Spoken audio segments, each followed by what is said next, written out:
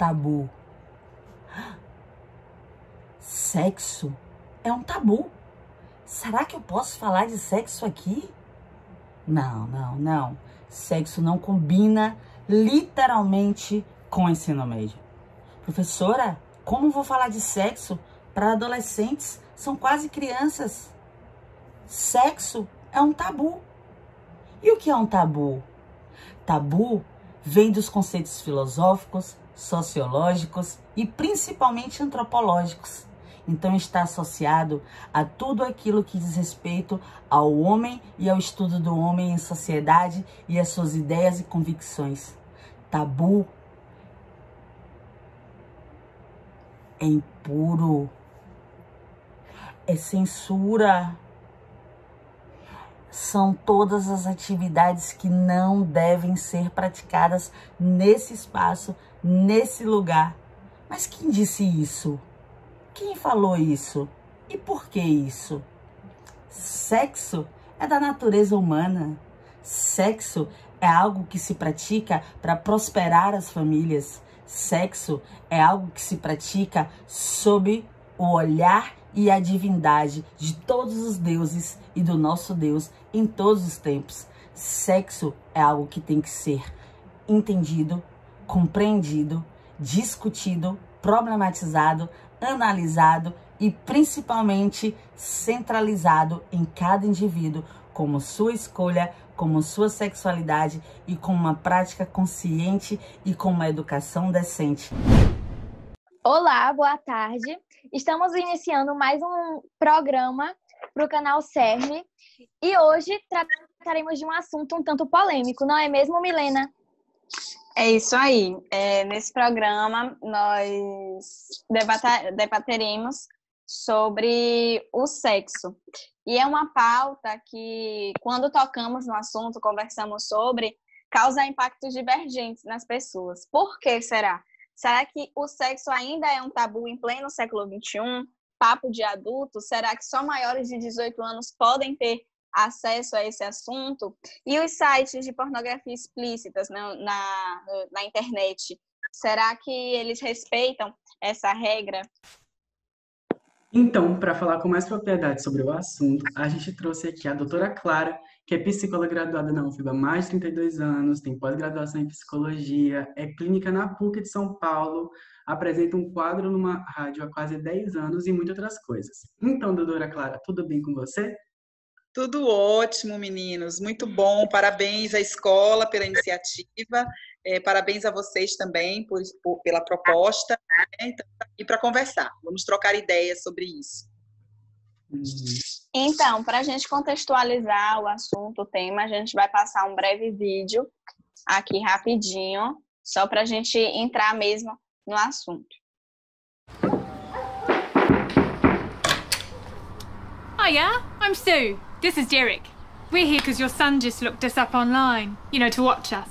Matt, darling, there's some people here to see you. So he watches you online? Yeah, on his laptop. iPad, PlayStation. His phone, your phone. Smart TV, projector. Yeah, anyway, we usually perform for adults, but your son's just a kid.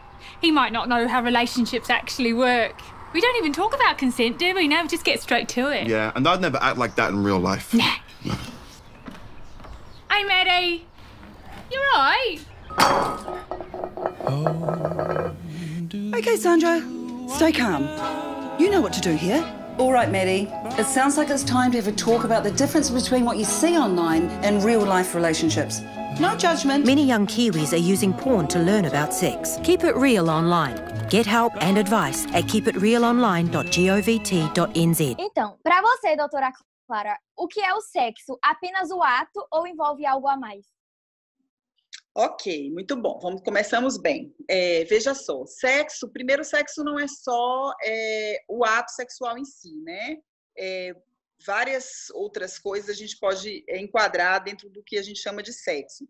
E aí, antes de eu responder mais claramente essa pergunta, eu queria dizer o seguinte, que sexo, do jeito que eu vou falar agora, do jeito que vocês estão discutindo, eu costumo dizer que é brincadeira de gente grande, né? Porque o sexo, embora seja uma forma de sentir prazer, por isso que eu falei, inclusive, que não é só o coito, né? Não é só a relação sexual em si, existem jogos sexuais, as pessoas podem fazer, trocar carícias, a masturbação, que é uma forma de sexo sozinho, individual, que pode ser feita também entre um casal. Então, existem várias coisas, vários comportamentos que estão dentro do que a gente chama de sexo, que não é só o coito propriamente dito, como eu estava dizendo, né? Mas, enfim, sexo é brincadeira de gente grande, eu costumo dizer isso, porque sexo não é para criança. Com certeza, para criança, sexo não é. Por isso, inclusive, que a pedofilia é um crime, um adulto que tenta fazer sexo com uma criança, que alicia uma criança, isso é uma coisa completamente errada, uma coisa que é muito negativa, inclusive, para o desenvolvimento emocional de uma pessoa. As pessoas que sofrem abuso sexual na infância criam um monte de trauma, enfim. Então, sexo definitivamente não é uma coisa para criança. É uma coisa de adulto, mas na idade que vocês estão, né, nesse momento que vocês estão, na adolescência, aí é que entra o conflito e a discussão, né? Eu acho que o conflito entra exatamente nisso aí, porque vocês não são mais criança, adolescente não é criança, e adolescente também ainda não é adulto, né?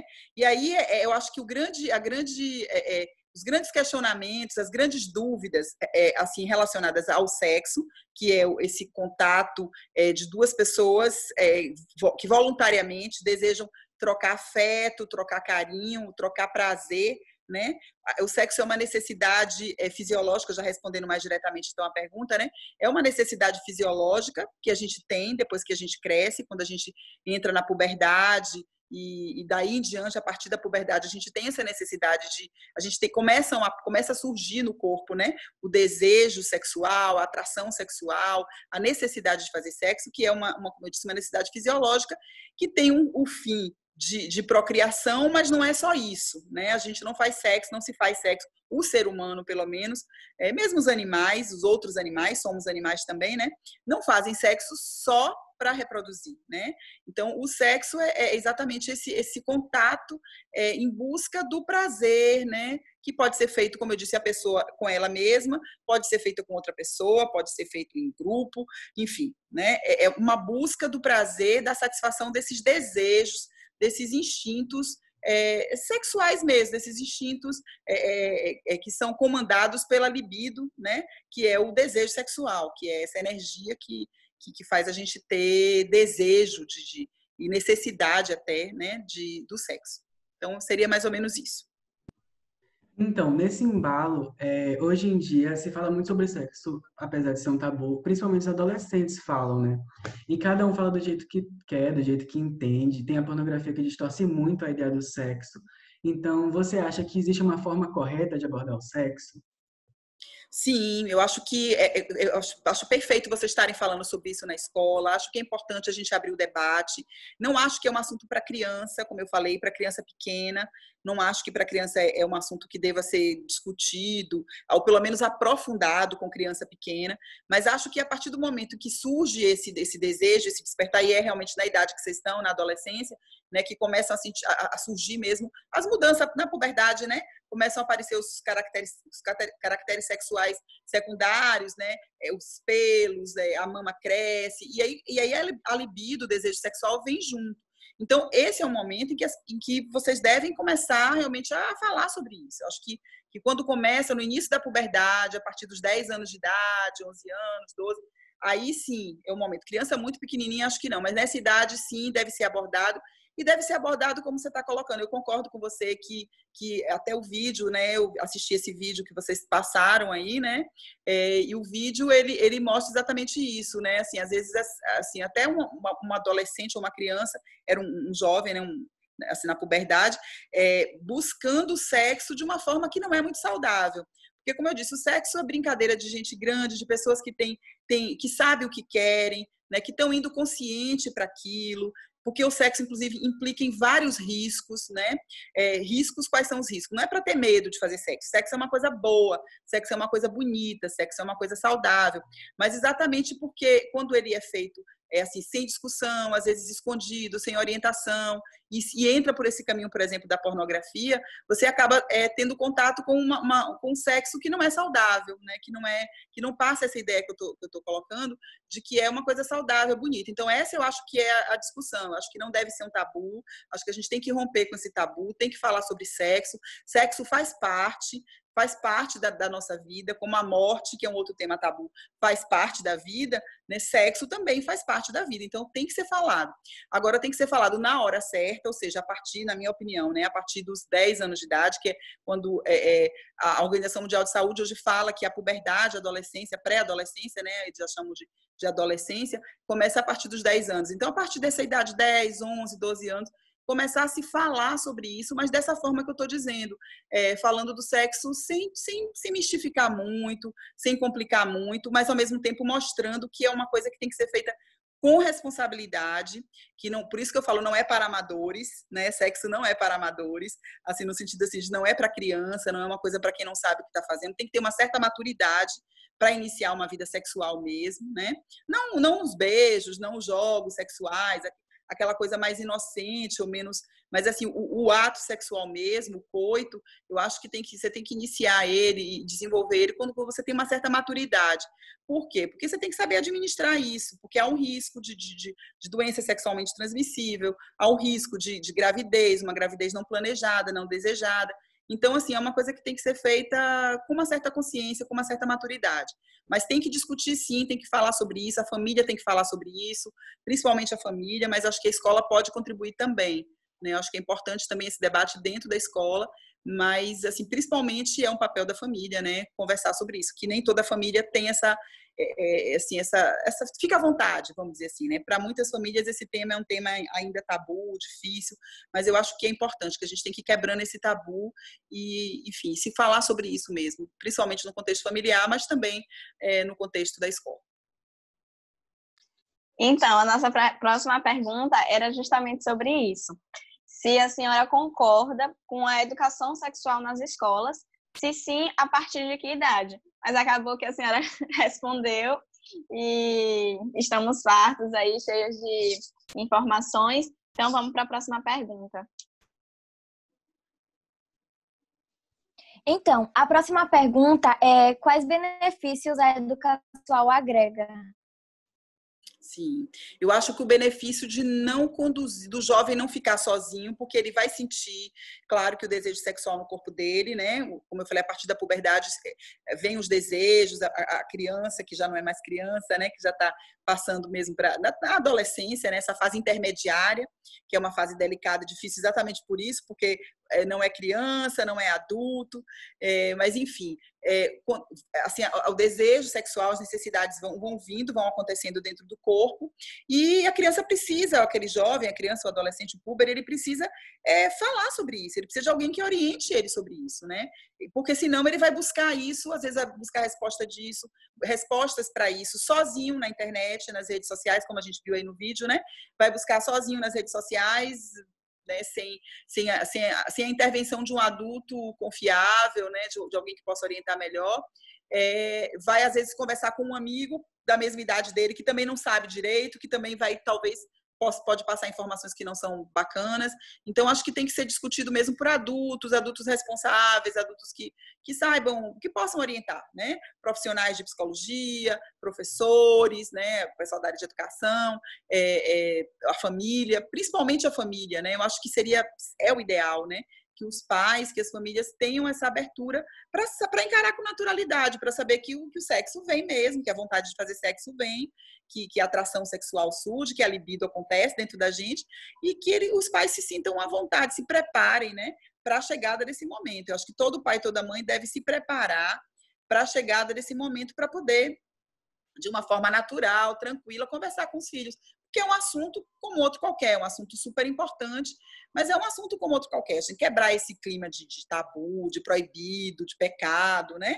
Porque isso aí, sim, é que pode conduzir realmente o jovem a ir por caminhos que não são saudáveis, que não são legais, né? E buscar formas de sexo que não são bacanas, né? Que podem acabar, vamos dizer assim, atrapalhando até a vida sexual dele, a vida dele como um todo, né? Então, acho que é importante debater de uma forma, assim, bem natural. Então, como a doutora disse, você concorda que a educação sexual deve começar a partir dos 10 anos, né? Mas você acha que tem uma idade certa para começar a ter uma vida sexual ativa? Uhum. Olha, tudo é muito relativo, porque inclusive o grau de maturidade de cada um é diferente, né? Nós somos realmente indivíduos mesmo, assim, não dá pra gente, né, generalizar nada. Mas tem uma média, a gente vê uma média. Por exemplo, quando é que uma menina, quando é a menarca, que é a menstruação, a primeira menstruação das meninas, tem gente que a primeira menstruação é com 8 anos de idade, né? Tem gente que a primeira menstruação é com 14 anos de idade. Então, são extremos aí, né?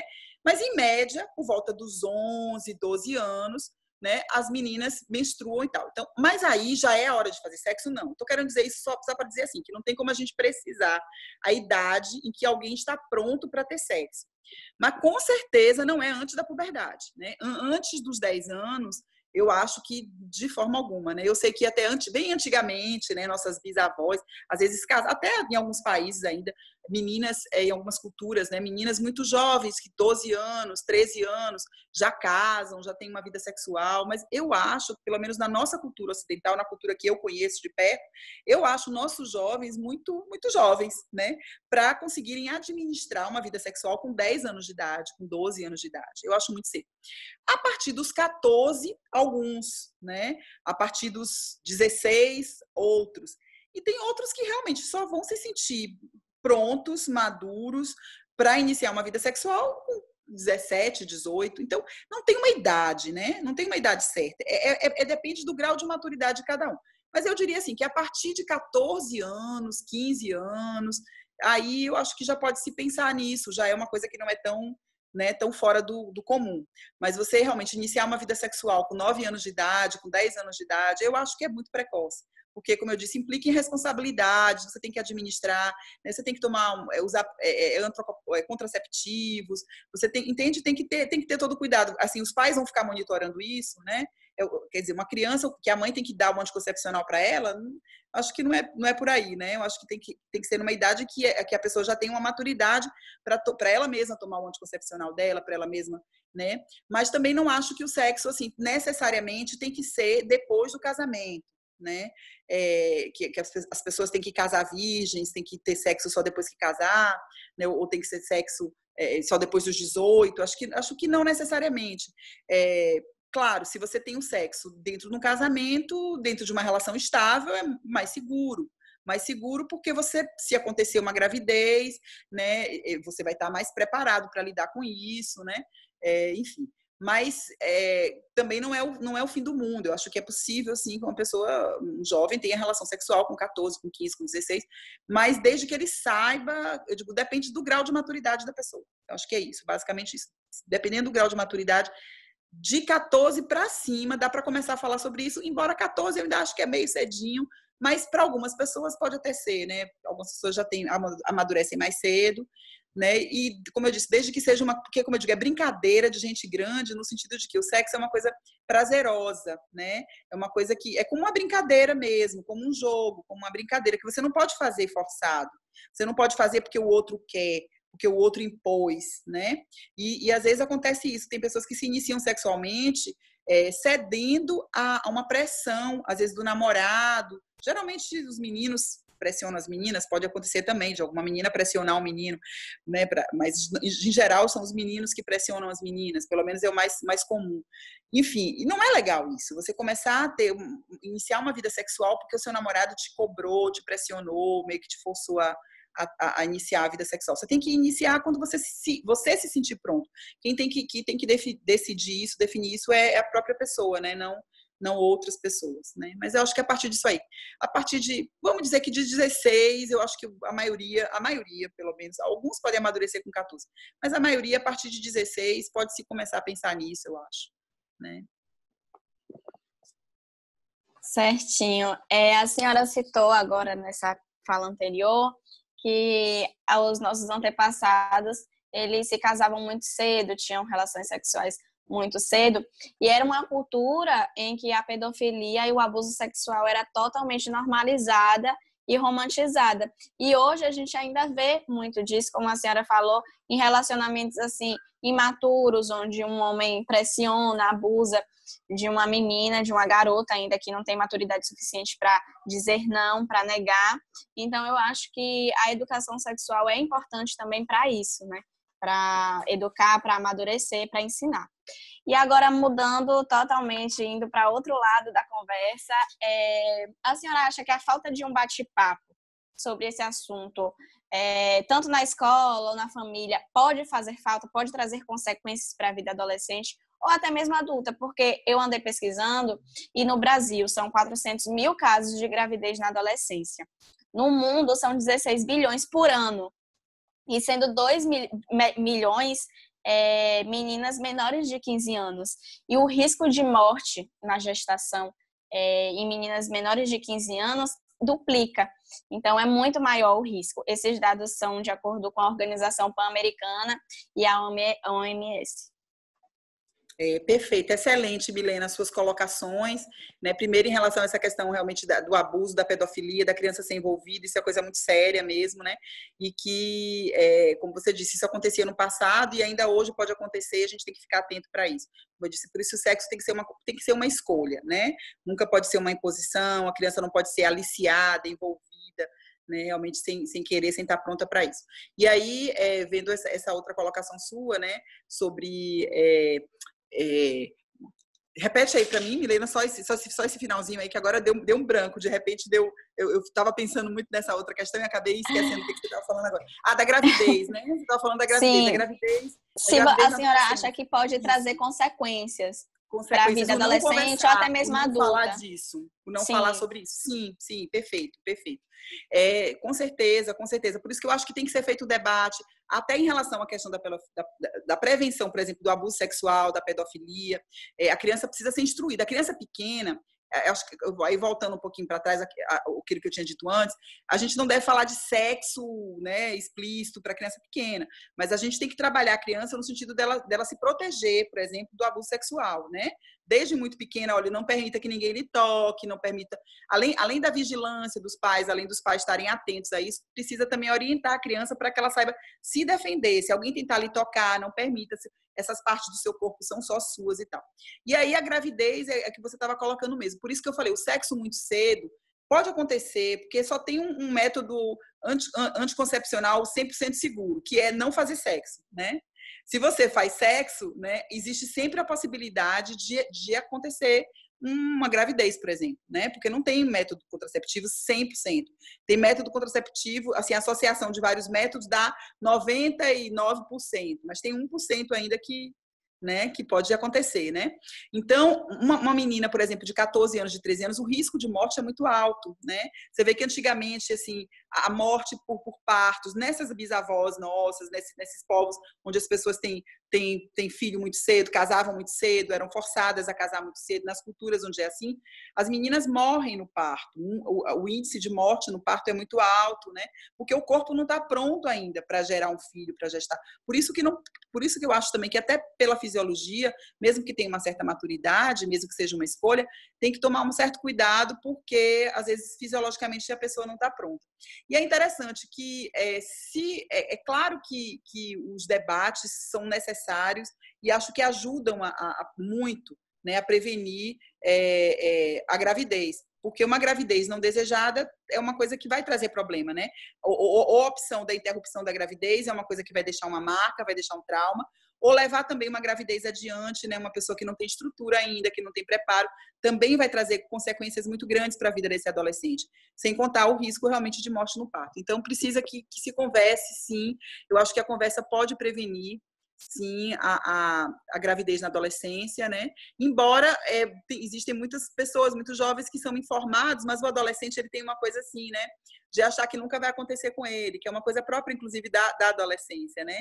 Não vai acontecer comigo, é só hoje, só uma vezinha. E nisso aí ele acaba às vezes, acontecendo gravidez, mesmo quando há debate, mesmo quando há informação. Mesmo um adolescente bem informado, quero dizer isso, mesmo um adolescente bem informado, bem orientado, ele pode acontecer uma gravidez mesmo, porque ele tem esses pensamentos. O adolescente, às vezes, tem essas ideias, essa fantasia de que com ele não vai acontecer, né? E aí acaba acontecendo a gravidez na adolescência. Mas eu acho que deve ser evitada, porque a chegada de um filho, como eu disse, implica muita responsabilidade, e o ideal é que uma criança chegue planejada, desejada, seja bem-vinda. A gente vê o resultado assim, como às vezes são problemáticos ou passam por sérios problemas aquelas crianças que foram frutos, né, de uma gravidez na adolescência, né? Não é bom para uma criança, não é o ideal para uma criança ser gerada assim sem querer, né, por um acidente, por um incidente, né, na adolescência de alguém que não estava pronto para ser mãe, para ser pai, né, que vai acabar sendo criada por avô, por avó. Então, eu acho que é uma coisa muito séria, por isso que é importantíssimo o debate, muito importante. Sim, eu acho que isso reflete também na vida adulta, porque até mesmo da adolescência pode ocorrer a ideia de querer fazer um aborto, e muita gente se arrepende disso. Depois, eu particularmente conheço uma pessoa que optou pelo aborto, e aí de uma segunda gravidez literalmente não quis mais fazer isso, se arrependeu profundamente e hoje sofre com essas consequências, entende? Se sente de certa forma culpada. Então essa falta de diálogo, falta de um bate-papo, até mesmo assim, quando acontece, pode trazer riscos e consequências não só na adolescência, mas também refletir na vida adulta. É isso. Perfeito. Alguém tem mais alguma contribuição? Perfeito, Mi, muito bom. Eu quero falar um pouquinho que, às vezes, na adolescência é muito comum mesmo de acontecer gravidez. E, tipo assim, muitas das vezes a gente nem imagina. Então, acho que realmente a questão de sempre debater, de sempre... Acho que o apoio da família que é o mais importante mesmo, porque quando a gente cresce já sabendo sobre o assunto, acho que fica mais fácil de evitar problemas. Perfeito, excelente, acho que você fechou bem. Esse é meu ponto de vista também, por isso que eu falei, é importante, é um papel, uma função principalmente da família, né? A escola pode ajudar, mas a escola é coadjuvante, acho que quem tem mais que, assim, o papel mesmo, a função mesmo é da família, de estar orientando sobre isso, e precisa orientar mesmo para, como eu falei, né, para você acabou de reforçar, evitar mesmo, e Milena falou, enfim, todos vocês falaram, né, acho que é um consenso entre nós e isso, né, de que, na verdade, tem que evitar problemas, né, assim, não é, como eu disse, volto a dizer, sexo é brincadeira de gente grande, grande no sentido da maturidade, né, e não é para amadores, né, assim, sexo não é para amadores, no sentido de que não pode, porque as consequências, as implicações são muito grandes. Por exemplo, é isso que Milena falou, a gravidez. Ou levar ela adiante vai ser, né, vai trazer marcas para a vida desse adolescente, e também interromper essa gravidez, né, fazer um aborto também vai deixar marcas na vida desse adolescente. Então, é uma coisa de muita responsabilidade. Por isso que eu falei que não pode ser feito de uma forma leviana, de qualquer jeito, né, e tem que ser bastante discutido. Então, vocês estão de parabéns à escola por proporcionar esse debate, né, e vocês por estarem conduzindo esse debate dessa forma tão bacana, tão madura. Bacana, muito bem, parabéns para vocês. Então é isso, esse foi mais um programa do Colégio CERM. Muito obrigada, doutora Clara, por ter aceitado o nosso convite, aos nossos professores Charlie e Cíntia Lima por terem proporcionado essa oportunidade, essa experiência, e é claro, a minha equipe que está aqui toda presente, que fez tudo isso acontecer. E é isso, até a próxima.